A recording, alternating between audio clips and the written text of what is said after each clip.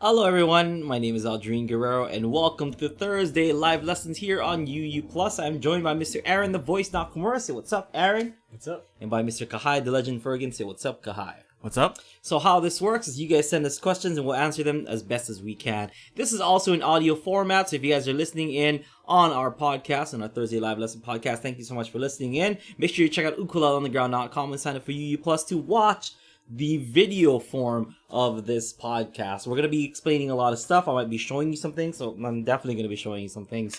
And you'll get the full experience. But if you want to just kind of listen into some ukulele talk or some uke talk, as we like to call it around here at Ukulele Underground, then you can totally download this podcast and just listen in, maybe on your commute to work, perhaps. So, without further ado, like Alan has. Yeah. Oh yeah, like Alan does that. He just posted in the chat right now. Catching up using the podcast. Right on, man. So, so there's two different ways to listen to Thursday live lessons. But if you want to fully enjoy it, you have to sign up for UU Plus to watch it live, where we do have a live chat, just like what Aaron was mentioning. You can tune in live, you can ask the questions live, or you can ask us via various different ways, and we'll get your question. We'll try to answer them as best as we can here at Ukulele Underground's Thursday live lesson. I'm going to come up with an answer. These two guys are going to be helping me out so that we can figure out the best answer possible for you. Okay? You ready? Here we go.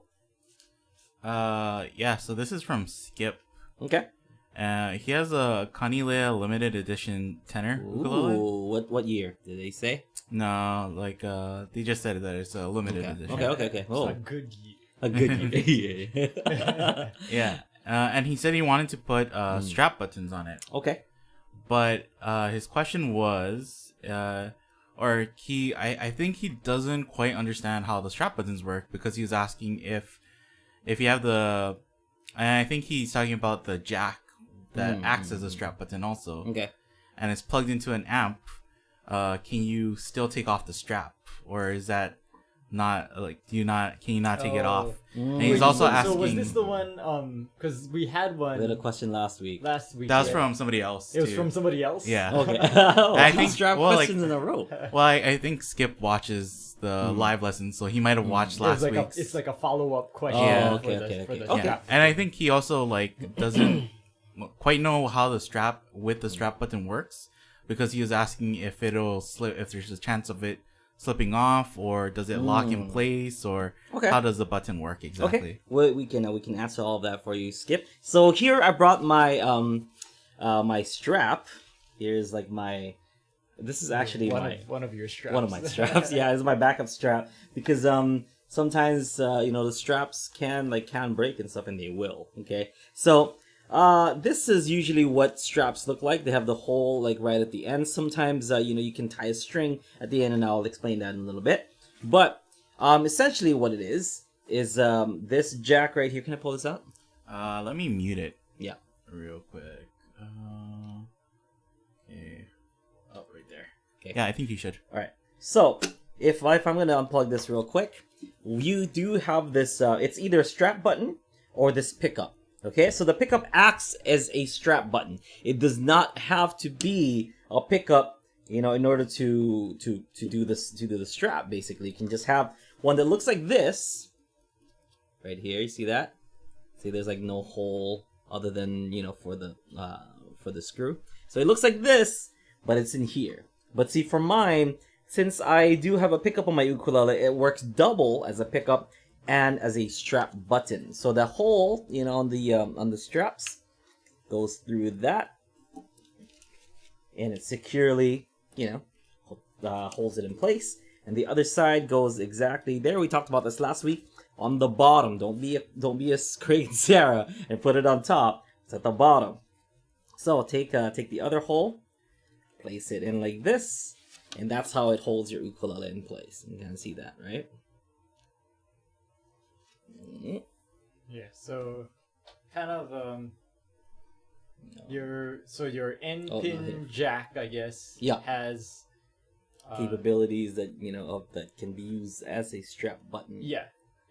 Doubles as strap button. But it doesn't have to be that. It doesn't have to be a pickup. You can just basically install one of these down there. So you can just install two of these. So it does not have to be a pickup. but it does have to be drilled.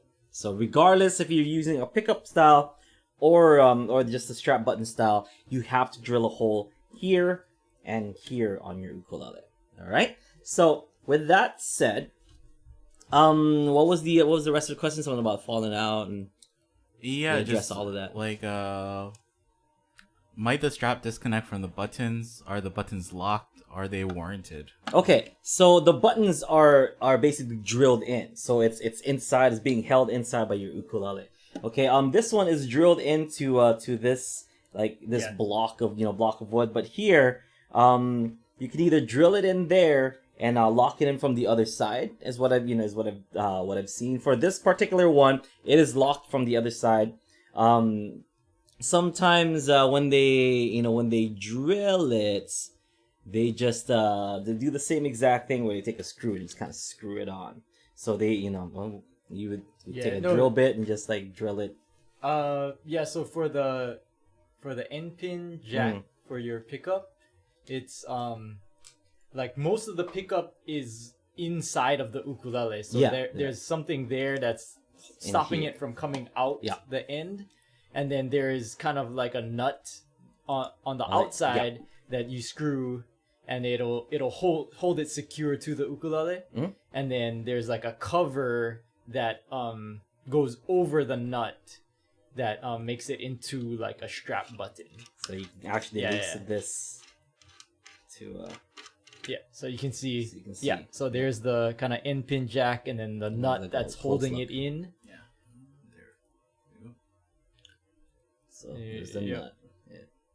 And then that little kind of strap button cover thing goes over that, and it screws onto your end pin jack. Come on. So you can see it without any distractions. It goes over like this. It holds it in place. And so that kind of functions as your strap button. Mm-hmm. Yep.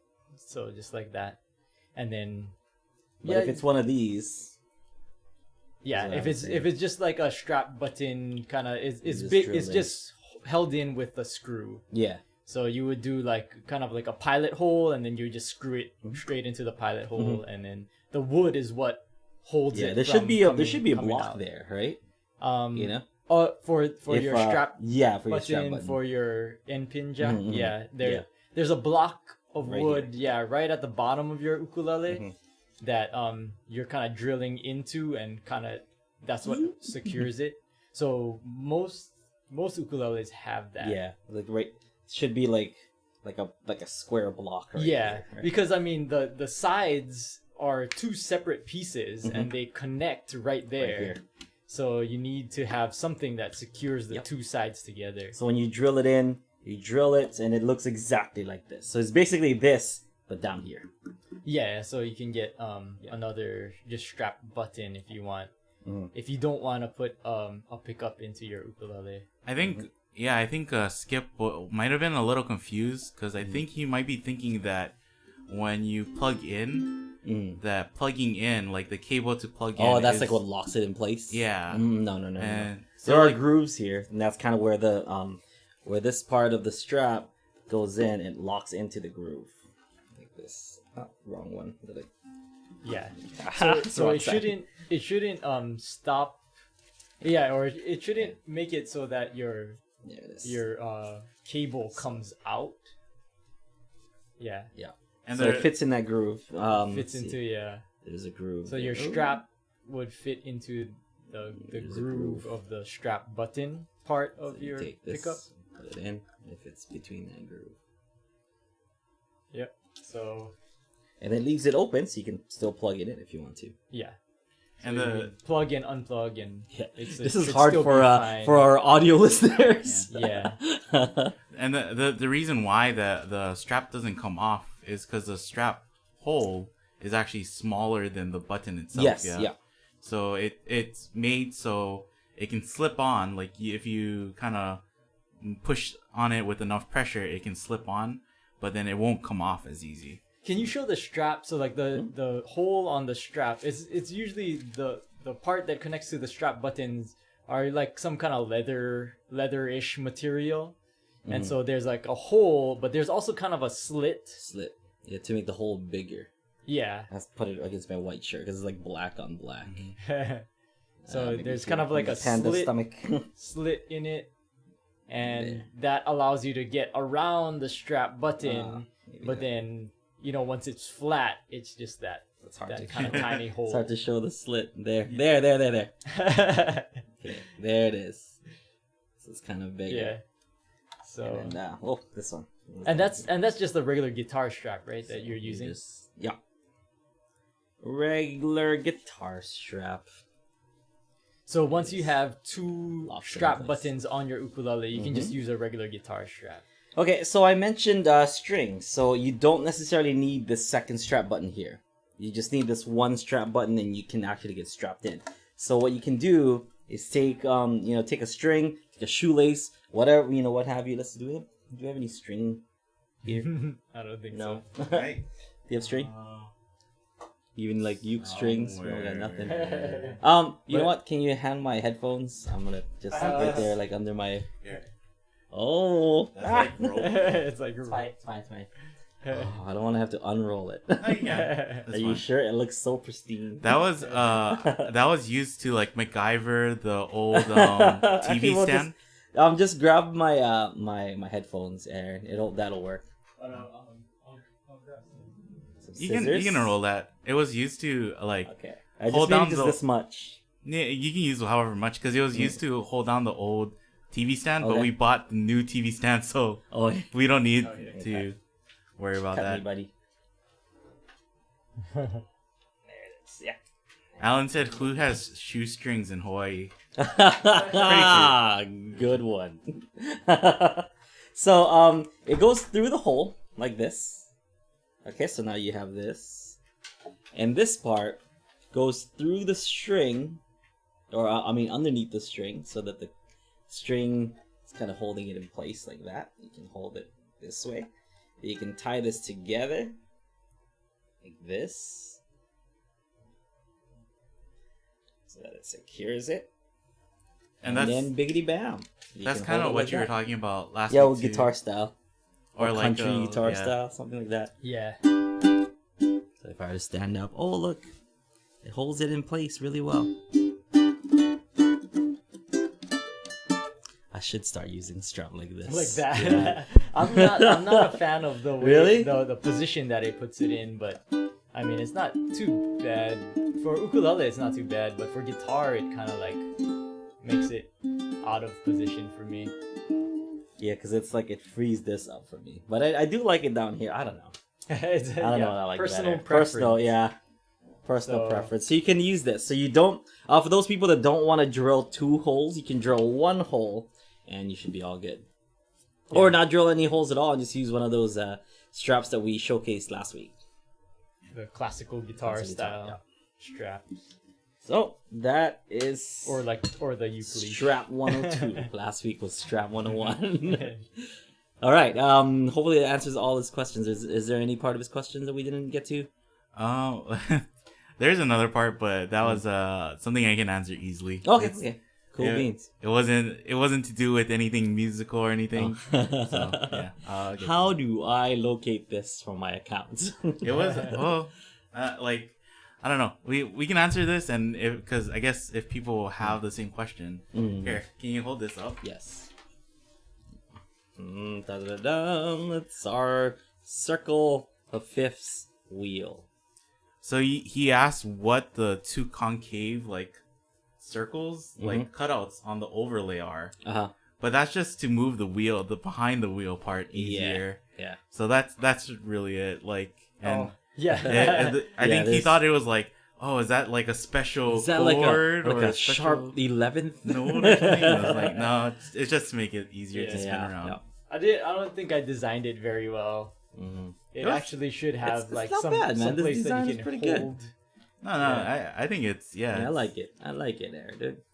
You gotta give yourself some credit for this amazing innovation. it's definitely good for like the people who look at the circle of fifths Uh-huh. and then they freak out because they see the whole circle of fifths, right? And they're like, what does this mean? I don't know how to use this. Yeah. Speaking of innovation, I'm gonna go off a little bit. Wait. So for people who don't know what we're talking about, I actually did a video too on our YouTube channel on how to use the circle of fifths for ukulele, and I'll put a link in the description for that. Yeah, so I'm on YouTube a lot, and I was watching our old DIY because I was thinking, it's been a long time since we've done a DIY. Like maybe we'll do a DIY again, and I was watching these videos, and then there was one where like make a multiple wall hanger, but it wasn't us. It looked exactly like ours, which is like that one piece of piece of long piece of wood, and then one behind it, and then like the like the thing, yeah, like the what are those things called? Like they were like tool hangers, kind of like yeah, meant for tools. Someone made a multiple ukulele like hanger, and it was exactly like our video. And they're like, oh, like I saw this video by Ukulele on the Ground, and here's a better way to do it, and he did exactly like how he did. I'm like, stud finder, full on like the whole works. I was like, And then on Etsy or like or eBay and stuff like that, there's a bunch of people selling your the PVC pipe, stat. It's crazy. We went to an ukulele festival, and someone had a workshop on how to make a PVC pipe ukulele stand, and they're like, oh, if you want to learn how to do this, go on Ukulele Underground. And it's like, yeah, but they're there at your workshop like learning how to do that. I did. It's cool though. I think what they did was they pre-cut all of the pieces that you would need, so I think you just paid to go to the workshop, and then they you just build it. You just like stuck cool, them together. I guess. But I think it takes out the Y and the DI. Why? They did give us credit though. I'm pretty sure. Yeah. No, she did. She did. No, but there was like this video with like the multiple wall hangers and stuff, and it's like, oh, they talked about our videos, like, yeah, but here's one way to do it better. I'm like, that's pretty much exactly the same thing. Whatever. It's Aaron's ideas. I just want Aaron to get credited for the ideas that he comes up with. So all the DIY stuff is all Aaron Nakamura. We should do another one. Do you have another DIY in mind? Like what's a dream DIY that you guys want? We should show them. Let's ask the audience. We should show them how we made a bounce box for our microphone. That is our latest DIY project.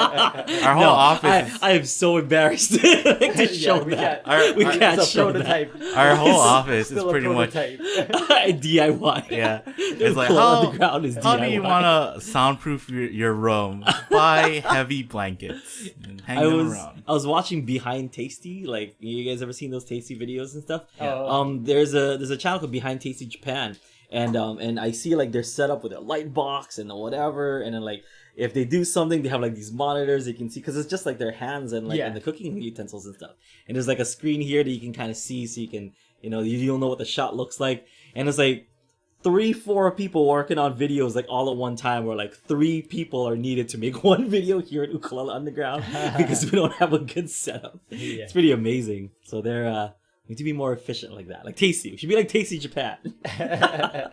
Those guys though, because Tasty is from BuzzFeed, right? Yeah. So they pretty much took all their experience from like BuzzFeed videos, and then they're like so organized. I was drooling. I was like, man, that's amazing. Okay, next question. I don't know if this is really a question for us, or I don't know if we want to just talk about it. Renee, they're mentioning the open mic yesterday. Okay. Yeah. Oh yeah, a lot of people showed up for the open mic. Good. Which is cool because Ryan didn't promote it at all because he was working last week. He was working on Steven's wedding. His brother got married, so he didn't have time to promote the open mic. So every month we do an open mic here on UU Plus. So for any UU Plus member, you can just sign up for the open mic and play and play in front of people who are super supportive and Yeah. non-judgmental. So it's an easy way to get in front of people. Yeah, playing in and- front of your peers is always Yeah. nerve-wracking, but this is like peers that are also doing the same exact thing that you're doing. Yeah, So. yeah, it's a really cool community. Mhm. But a lot. I think maybe like 15 people showed Oh up. wow! Yeah. Wow. Okay, as compared to like the month before, Usually, yeah, maybe like about 5 people. something like that. Yeah. But That's good. yeah, everybody got a chance to do stuff, and there were some. It was like a good variety of people. You know, like performances. That's always nice seeing people sing and some Yeah, instrumentals yeah. and stuff. That's cool. So Ryan said it was like one of the better open mics that we've or most fun open mics that we've had. So Okay, so what was Renee's comment or question about the open mic yesterday? Well, she just asked if you're not supposed to use sheet music at an open mic. Oh no, I mean, Well, you can- especially our open mic. you can do whatever you. I mean, open mic is basically just a platform for you to to connect with an audience. It's the open mic gives you an audience to do anything in front of may it be dance or sing or tell poetry or whatever. Like that's like what a pure open mic is supposed to be. It's just an open platform for you to share your talent. So if your talent requires you to have music in front of you, totally fine. I mean, it is what it is. It's not like you're performing at like Carnegie Hall, like and performing in front of people. And even then, like if I'm gonna go see a symphony at Carnegie Hall, they're gonna have their music in front of them. So if like it's fine with them, then it should be fine for like an ukulele underground open mic. So it should be okay. The only reason why I wouldn't put music in front of me is if I was playing like say at a concert. Like Aaron and I, we've we played our music so much times we don't need the sheet music. But when we first started, Aaron had his sheet music on the floor. He was like looking at it, and that was like during the performances already. So don't worry about it. Like we all kind of go through that phase where we need we need music stands and so on and so forth. As long as we can see your face, we can see your your instrument, it's all good. yeah, I think it's good to keep in mind that everybody is in a different stage of their ukulele development, and even like even somebody like you who's been playing for a long time, it's just kind of like you don't know what they're going through, like what if they just started playing that song or like Yeah. and so everybody is pretty supportive. Yeah, I that mean, way. even now, like even for like the Aloha Friday live jams, like every time I ask for coffee, that's like my that's that's my the cue. code name to my code word to Kahai. Like, hey, I'm gonna need the lyrics for this. So what you guys don't see off camera is I have basically sheet music like for me to read off of, and because one side of the screen has the chords, what you guys are seeing at Aloha Friday Live Jams, and on the other side of the screen is lyrics for me to read. So if you're kind of if you ever watch Aloha Friday Live Jams and jamming, if you see me looking at this direction, that means I'm looking at the basically my sheet music or the screen. So if someone like me who owns Ukulele Underground is using sheet music, then by all means, go ahead and go use sheet music. I know this professional bass player. He plays like wedding gigs and stuff. He just like has his iPad filled with pretty much all the songs that his wedding band has like played over the years. Yeah. And that's just so like it's like if the one of the guests come up and they're like, oh, do you know this song? Yeah. It's like, oh yeah, we can pull that off, and then they just have it, right? Right. And it's like not necessarily like he's like, I'm pretty comfortable with whatever song we're gonna play. Like I am not worried about that. But it is just kind of like oh okay, yeah, just in case. yeah, and then it's just like, oh yeah, we know that song, but I might not necessarily know what key it's in, or I might not know the bridge or certain parts of it. If if you're in a position where people are allowed to make requests and stuff, that's like a good a good chance to bring sheet music up, so you'll be prepared, like Kahai said. But I wouldn't want to see sheet music if I'm going up to say I'm gonna watch a Rolling Stones concert or like a Beatles concert or whatever. Like they should know their music. So like having the having the music stands there might not look good if I'm going to watch a certain performer perform his or her songs. But if I'm going to say like a restaurant and and a musician is playing, I'm not saying that person's not a professional musician, but that person can have, if they choose to, music or music stand or sheet music or anything like that. I think it's like different for if the music is kind of like an added thing to the event, right? Yeah, like it's not like the main focus of the event. Versus like when it's like, oh, the music is the only thing that somebody's going for, right? Or like the music is the main thing that people are going for. Then it's like a little different.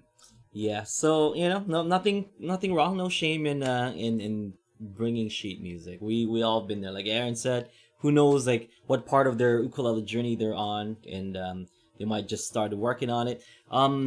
We like to use the open mics as kind of a platform for you guys to share. So even if like, oh, I just, I've been working on this song, I know the chorus and a little bit of the verse, let me just play for you what I have so far. You can totally do that. It doesn't even have to be like a, full song. You can just go like chorus, maybe one verse, and play the chorus again, and then out. It's not the full song, but we played it and we recognize it, and we appreciate you, showing or sharing with us what you've been working on. And that's what open mic is all about.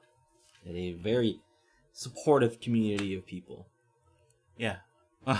Jim said if you have enough money, you can get it on a heads up display like a politician's.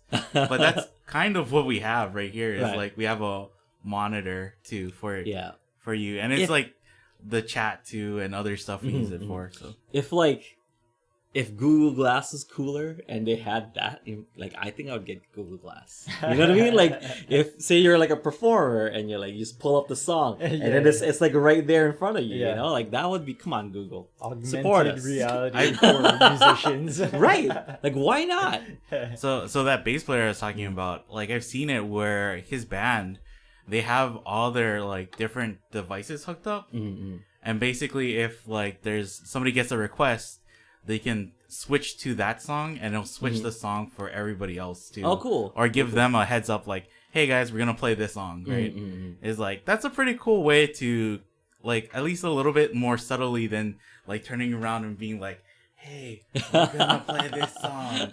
Oh, get ready for it. It's in this key or whatever. You can just be like, press a button and be like, oh, that's the song we're going to play next or whatever. What other cool devices like on stage have you seen? Like for example, one cool device that a local band here, Greenstone Project, I've when I talked to Ariki, their drummer, they're like, oh, we have this, we have everything set to however much time they need from us. So say if they hire them for 2 hours, they can play an exact 2-hour set. And how they do that is they know exactly how long each song lasts by syncing like up all their headphones to to this I guess like a metronome. To a metronome. So everyone is like listening to that metronome. There's who did that? We went to the NAMM show and there was one like that where everybody practiced like just a pulse. Same Peterson, because Peterson makes the strobe tuners.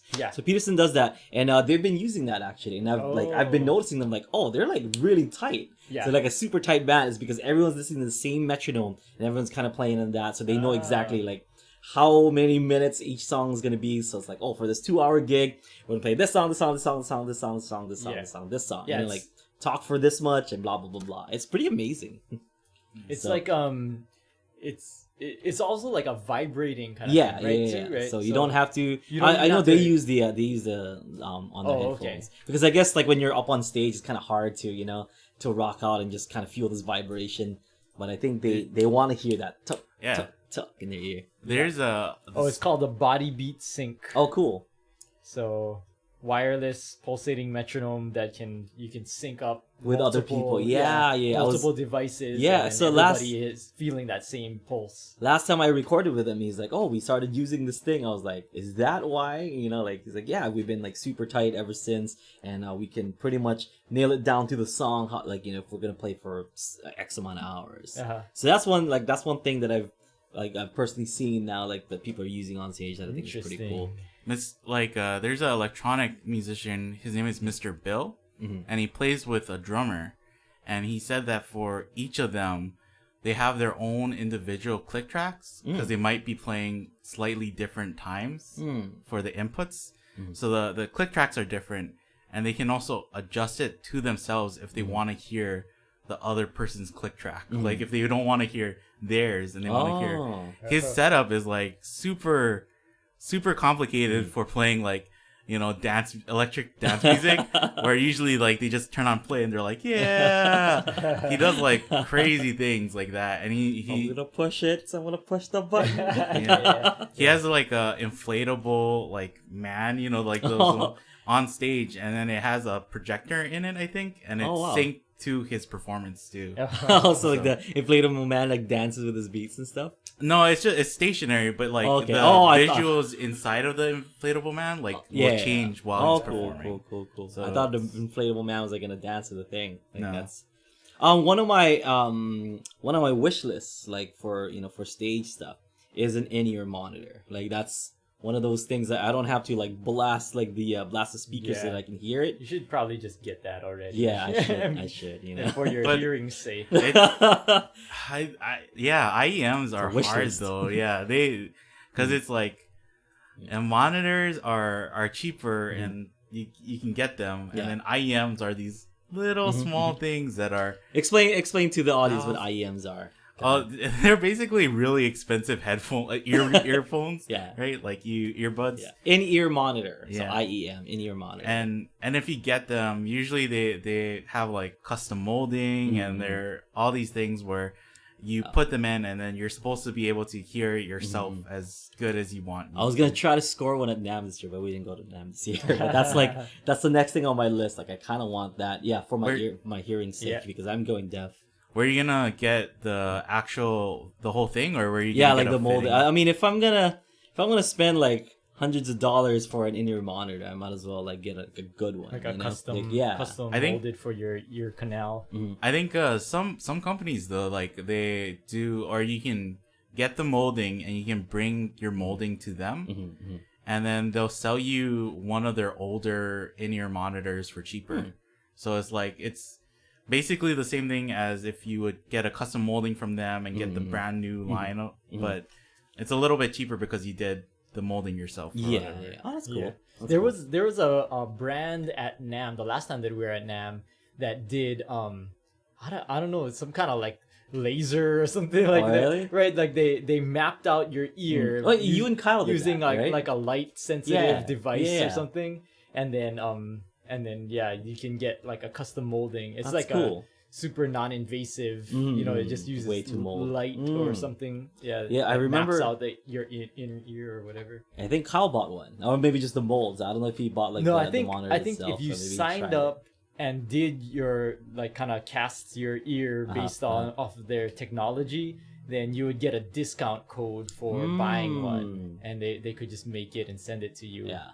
Maybe I'll wait for next NAMM. Next NAMM we go to. I don't know when the next NAMM we'll go to. We're probably not gonna go to the next one. Next time I go to NAMM, I'll see if I can get in-ear mod. For those of you folks who are listening, who are watching and stuff, it's so that you can hear yourself is basically what it is on stage, and it's tough. And this will relate to open mics and stuff, because if you do a physical open mic, you're gonna have this setup. And it's when you go up on stage, there's like there's the speakers, the regular speakers, which are facing the audience, and then there are monitors which are facing you. So monitors, you can kind of hear yourself on stage. The problem is sometimes the monitors are a little bit either too loud, like too much, or they might pick up signal from the microphone, making it like feedback and all kinds of unwanted noises. So it's a lot easier to kind of lessen the noise by using an in-ear monitor, an IEM, like Kahai said, and just just put it in your ear so you can kind of hear yourself when you play your ukulele, when you sing. You know exactly what you sound like, and it doesn't need to kind of go to you, and you can just focus on what you're doing. It also is great because it drowns out whatever sound the audience is doing in just that one ear, and it makes a huge difference to be able to hear yourself. Because how are you supposed to find the note on your ukulele if you don't know what the G sounds like, or what the what your A chord sounds like? It's kind of tough to just not everyone has that relative pitch or perfect pitch that you can just sing in perfect pitch. So you kind of need to hear yourself. Yeah, for singing it's really helpful. And even like picking and stuff, like you might miss your cues. You know, if you're like an instrumentalist, or just, you know, if you want to be able to hear what you sound like, it's really, it's really important. It's essential to like most touring musicians. So I don't know why I haven't bought one yet. Yeah, Should get one. Speakers and like or speakers and headphones, all like anything that reproduces sound to has different sound signatures. So for musicians who buy custom IEMs or in-ear monitors, they might get it made to specifically do a certain sound signature so they can hear better. Because like everybody's hearing is like a little bit, you might be able to hear highs better. So if you get headphones that have super good highs, it's like that's not necessarily what you need. You need the lows, right, to kind of balance it out. So if based on your experience, Kahai, what would you say these things run? I have. What is like a cheap one? Oh, I have IMs and they're like, I think I got them for $150. That's not bad. That's not bad. Yeah, but the same company that makes those make professional IEMs for $1,000 at the minimum. So. Yeah, but it's like it's an investment on your ears, though. Yeah, if you're looking to be a professional musician, it's like an investment in your hearing. And I use the IEMs during the live lesson and during Friday jams. Like I'm using headphones today, but the IEMs are great because you put them in and then they like seal off. If they're good, they'll seal off the extra sound. Yeah. So that makes it easier for me to do like mixing and hear what is the end mix gonna be, instead of like sometimes when I have my headphones on, I hear the mix and I hear like you guys actually playing live, so that gets kind of hard. It's even worse, like say if you're like playing with a drummer, you know, like no matter like you have to make the monitor louder than like the drummer just banging away at his drums. If you're like in front of the drummer, especially if you're, you know, like the singer and stuff, yeah, it's kind of tough. And like that's just what drummers do, right? You can't be like, excuse me, can you play like drum a little less? can you play the same drums, but can you just make it a little quieter? It's like no, my favorite drummer joke is like, what do you call a guy who hangs out with musicians? Tell that to Mark all the time. He loves it. That's like the same thing where like they ask like, oh, why does nobody take a couple went into a marriage therapy, and they wouldn't talk to each other, so the counselor started to play bass, and they talked, and then they're like, oh, but it worked out, but why'd you play bass? And the counselor said, because everybody talks over the bass solo. Right? Like, oh yeah. Okay, do we have any other serious questions? There's it kind of got answered in the comments, but I think we can go over this too. Okay. Hugh asks, is a U bass really a ukulele, or is it just a small bass? If you put GCEA on a bass guitar, would it be a big ukulele? When is a ukulele not a ukulele? Great question, actually. I would see people would say different. Like I would say it's a small bass. It's not an ukulele, really. Yeah, no, yeah. I think that's the correct answer. Yeah, because it's not. Yeah, it's not an ukulele at all. It's not an ukulele. They just call it U bass. Just because they had. No. Oh well, U bass isn't a new idea, but it is like a Kala product. Yeah. Right? No. So Kinda other brands that make similar instruments to the U bass are just like ukulele basses or whatever, right? But U bass is not an ukulele. I think that's a trademarked Kala, right? Oh yeah, so it's like Band-Aid then. So yeah, like Band-Aid, like let's put a Band-Aid on it. It's like, well, it's actually an adhesive strip. It's not, you know, like So U bass, I think. Well, Mike Upton, who owns Kala, is a bass player, and I think he wanted to integrate his. Yeah, he was around ukuleles enough where he was like, "Oh man, I really miss bass," and so he just took, you know, like a body that he had for ukulele and made a bass out of it, and he was like, "Oh, this is not too bad," and then amplify it, and it's like, "Oh, it kind of sounds like a bass," and then he expanded that product line immensely, so now he has like U basses that actually look like solid body basses and everything. And so I think it's a tiny bass, and like it's tuned exactly the same. Yeah, if you were to tune a bass with GCEA, like it wouldn't work.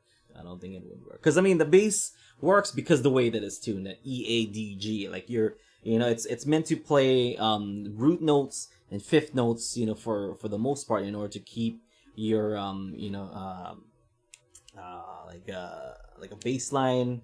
Keeps your rhythm. It's like the rhythm part of the rhythm section. The bass is tuned like the low strings of a guitar. It's E A D G. E A D G. It's a little bit different than ukulele tuning. Right. So it's because it's tuned in fifths. You can basically just get the fifths in any position of the bass that you want. But if you tune it in G C E A, it wouldn't be tuned in fifths because that will be tuned to the fifth fret. But then this will be tuned to 4. So like your regular bass, bass riffs or your bass lines wouldn't technically work. You'd have to adjust it in order to play what would be truly an ukulele bass. It's not an ukulele. U-bass is a tiny bass. and when Aaron was saying that idea has been around before, it's the idea of a portable bass, just making a bass smaller and making it easier to carry around. Or even weren't we talking about that? Even like the actual U bass with those strings are like not a new idea. Yeah. So Ashbury made a bass kind of with that same type of rubbery strings, the ones that they first started using with the U bass. Yeah. So and it was like a smaller bass already. So the brand Ashbury. We were talking about Mike. Mike is a bass player, so we were talking about that with Mike, and and I don't even think that Ashbury was the first. They might have been the first, but I don't know if they were the first. But the concept has been around for a while, but Mike really, or Mike Upton anyway for Kala, he really kind of took it and ran with it. Yeah, and he did a really good job expanding his product line into. And just creating like a whole new category of the Kala story is amazing. Yeah, like, it's so good. Like if you guys don't know the story, you should ask around, and someone will tell you the story. We're not going to tell you the story, but the short answer is that the U bass is not an ukulele at all. No, it's not. And neither. I don't know. People will get flack up for it, but like neither is a baritone. that was the other question, though. Wait. So an add-on follow up question in the chat is about baritone. Is a baritone? Yeah. Or it says. Ooh, now you're just picking fights. You're picking fights with people. Here's a similar question. Connie Leah has a tenor. They mark it as a super tenor. I think it is the body of a baritone and a tenor neck. Is that tuned? Can that be tuned like a baritone? I've never. I think you can. No. Super tenor. No. But like tenor body. But because it has a tenor body, so it might. I'm thinking it might like withstand the. You have to buy baritone strings. Yeah, you have to get baritone strings. You can. And the thing is, you can tune a tenor ukulele to a baritone. No, well, so I think that comment was flipped though. So a super tenor is actually a tenor body with a baritone neck. Not the opposite way around. But you can't, because I've taken my tenor ukuleles and tuned them baritone. So you can actually take a regular ukulele and tune a baritone if you get those strings.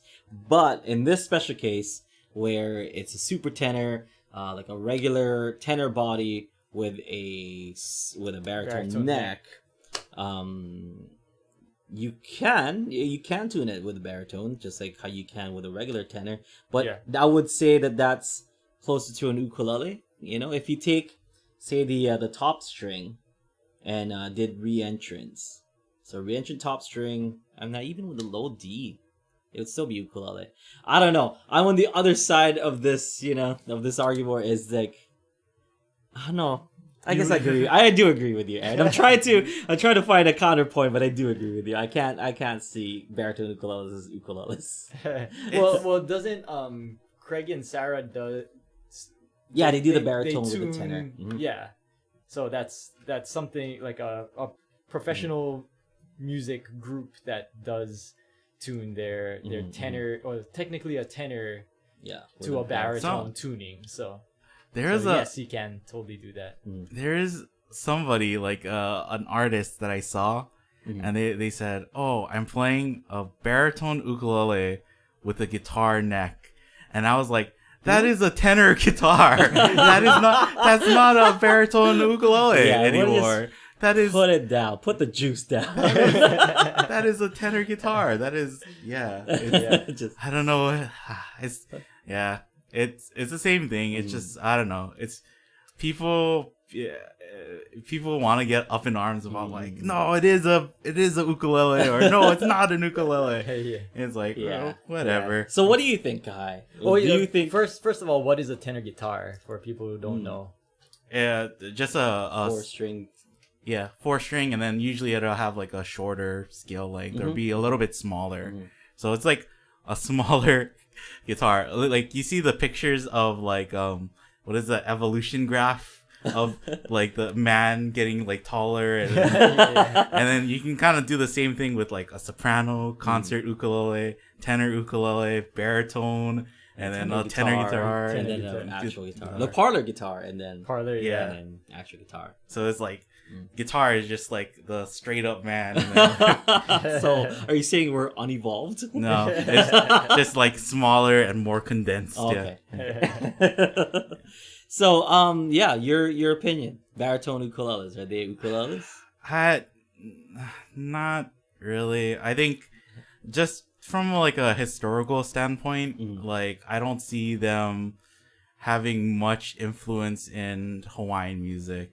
And if you want to think of ukulele as being like a Hawaiian instrument, I mean it's not to say that they can only play Hawaiian music, Right. but I think baritones took a different evolution to get to where they are than like ukuleles. I don't think they came from like the same. They didn't come from was it the Portuguese, the Portugal? Cavaquinho and Bolivia. Yeah. So I think it's that's where it's like different, But I'm not gonna like get down on somebody who plays baritone or who likes to play. Get what you were trying to say.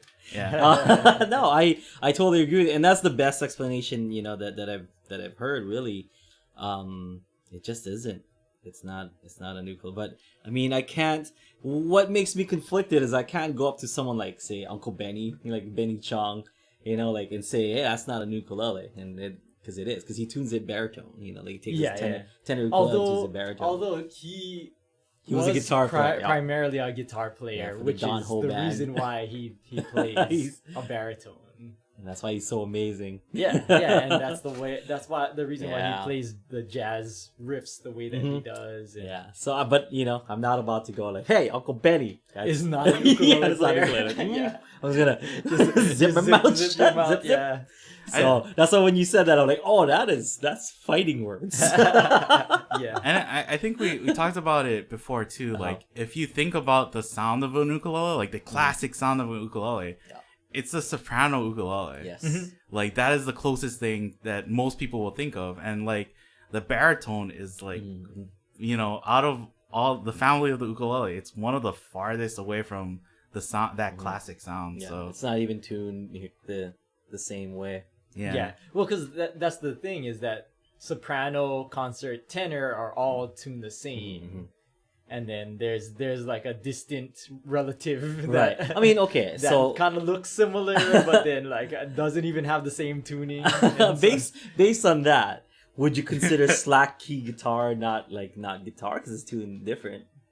I don't know, Right? No, Like- but I don't know. I think it's, you slack the string, it's gonna be different tuning. It's not the same. So. Yeah, but I think the sound you can get from slack key guitar is like the same sound you expect out of a guitar though. Yeah. No, but It's I'm saying but it's like, still a guitar. it's not kind like of the same not thing. Like if you were to tune your tenor ukulele to baritone, are you still really playing ukulele? I guess yeah. It's kind of like right. It is. It's tough. It's going to be debated for for a long time. But I agree with you. I'm not saying I don't agree with you, but I do see the other side, and it's tough to only like go for one or like be strongly like behind one, because I get the other side.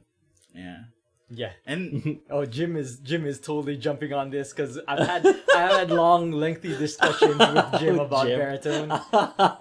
and I it's hard too because I think the main selling point of baritones usually is that it's either somebody who already knows how to play guitar, so they're playing a baritone, or they eventually want to move towards guitar, right? So it's like kind of like yeah, I guess. But like I don't know. It seems more similar to a guitar than it does ukulele. Yes. Like when you're looking for that tone, it's like kind of But is it a guitar? It's not a guitar. It's got like 4 strings. I might argue that it's pretty close to a tenor guitar. Tenor guitar, Because a tenor guitar is still considered a guitar. Okay, right? okay. So And I think it is just the fact that it's named ukulele that it like gets people like oh, let me buy this brand new size that they're offering now. And the other way too, where it's like just this fact that it's named ukulele that people are like, it's not an ukulele. It's like, guys, it's music. It doesn't. It's okay. It was also kind of invented right around the time where ukuleles had their big boom.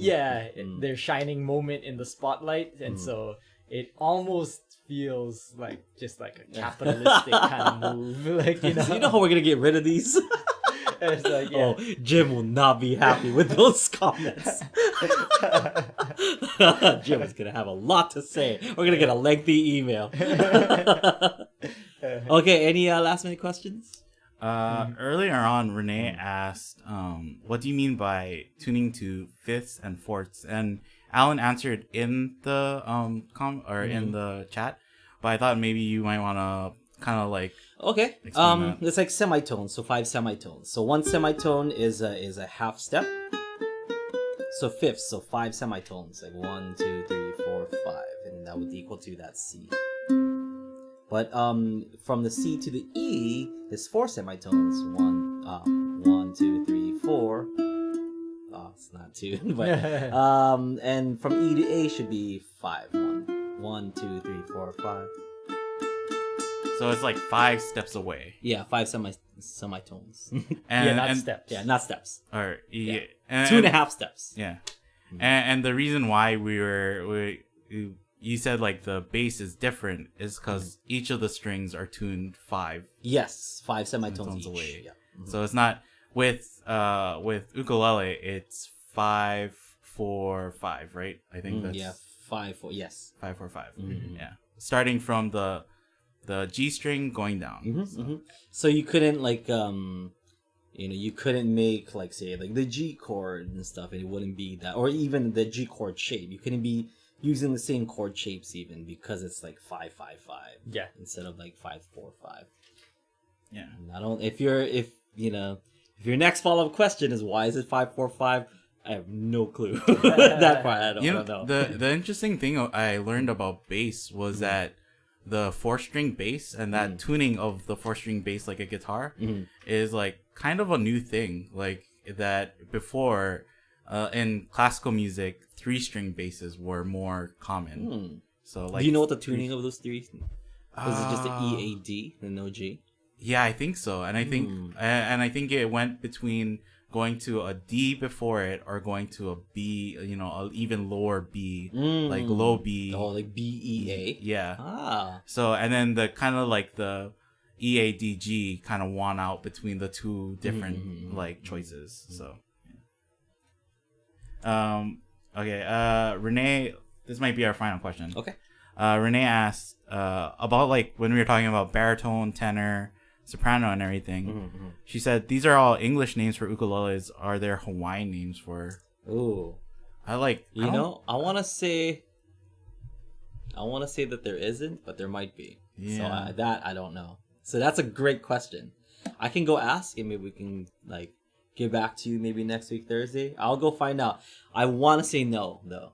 Yeah. Yeah, I don't think so. I've never heard anything like it, but I've never asked that question to myself. So that's a good one. Well, I think even like the standardization of soprano, concert, and tenor came on later. Yeah. It's not like it's like a Hawaiian whatever word for it, because they just had that one size like back in 1960s 16, 15, like that time that like that started making. 1916 is when Kamaka started. But it was maybe is that why that. their marketing is so good? 'Cause that's what's in my head. 1916, so good. But Kamaka, ukuleles were doing something made right. before the Kamaka company. Yeah. Wow, I just been victimized by Kamaka's marketing strategy. Yeah. But yeah, like a while back they basically just had just like the one soprano, so there's not like a Hawaiian term for it. I think the Hawaiian term ukulele comes from like, oh, we need to call this thing something, and then they already had an instrument, and but then as far as sizes Hawaiians goes, were it's more of a modern idea, I think, and I don't think there's Hawaiian names for it. But I want to be 1,000% sure, so I'm gonna say maybe. Do they have different names for the different sizes of ipu? Yes.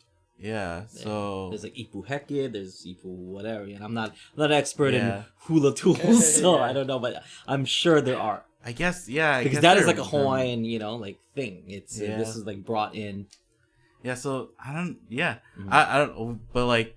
All my life and everything I've ever seen or read, it has like that standardization of soprano, concert, and tenor is just I don't know later. And I think it's just ipu and ipu heke would be the double gore, so the gourd and double gourd. And there's only the two sizes. Yeah, and there are two different names for those.